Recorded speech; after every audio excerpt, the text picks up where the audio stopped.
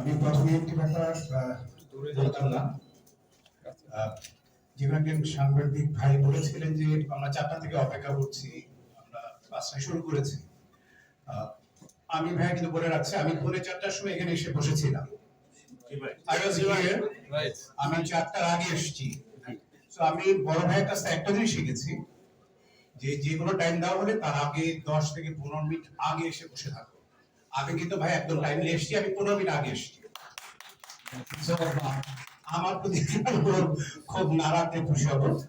আরেকটি ব্যাপার বলতে চাই, সেটি হচ্ছে যে আমি প্রথম যখন আমাকে রাফি ভাই আমাকে ফোন দিয়েছে, সো আই ওয়াজ অনার্ড যে রাফি ভাই মতন একজন ভদ্রলোক, যেখানে রাফি ভাই মানে এখন একটা অন্য একটা কিছু। এবং মুশফিক ভাই যখন আমাকে বললেন, আমি বললাম যে ঠিক আছে, আমি যখন কাজ করিনি বাট করবো।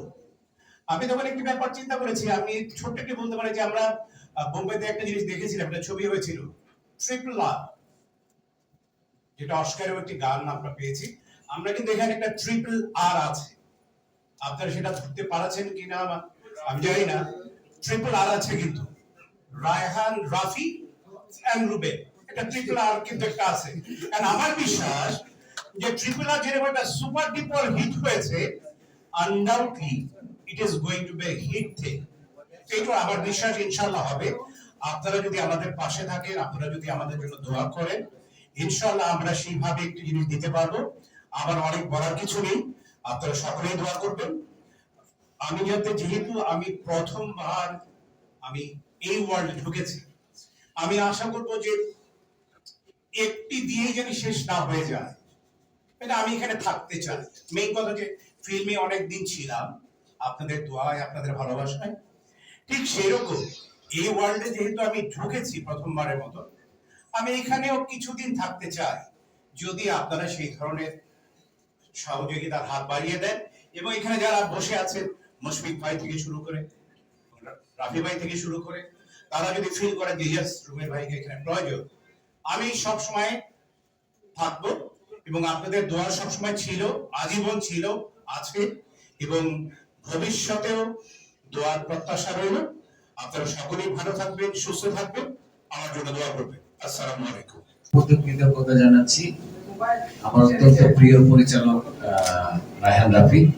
মানে রায়হান রাফির নামটাই এখন এই সময়ে আমার কাছে মনে হয় যে একটা সেনসেশন। রায়হান রাফি মানেই অসাধারণ কিছু।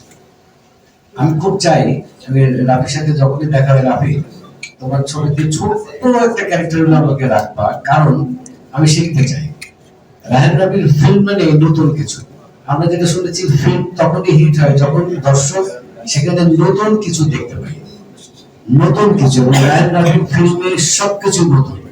বিশেষ করে এই গল্পটা যেদিন আমাকে বলেছে, আমি শেষ সংলাপ বা শেষ দৃশ্যের আগ পর্যন্ত আমি বুঝতেই পারিনি যে কোথায় যাচ্ছে, কি হচ্ছে, এবং চমকিত, অবাক হয়েছে।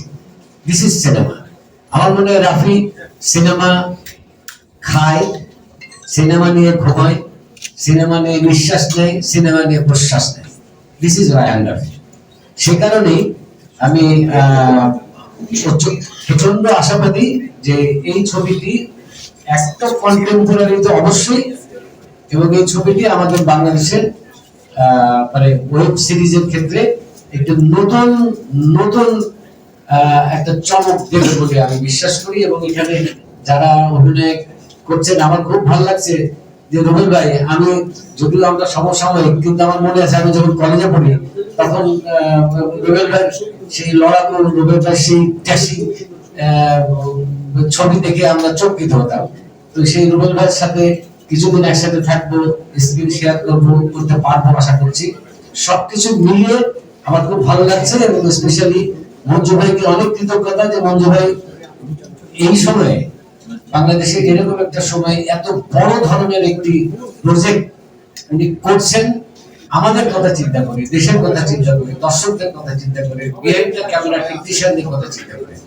আশা করি ভালো কিছু একটা হবে। আপনারা দোয়া করবেন, আমাদেরকে সহযোগিতা করবেন, আমাদের সাথে থাকবেন। ধন্যবাদ।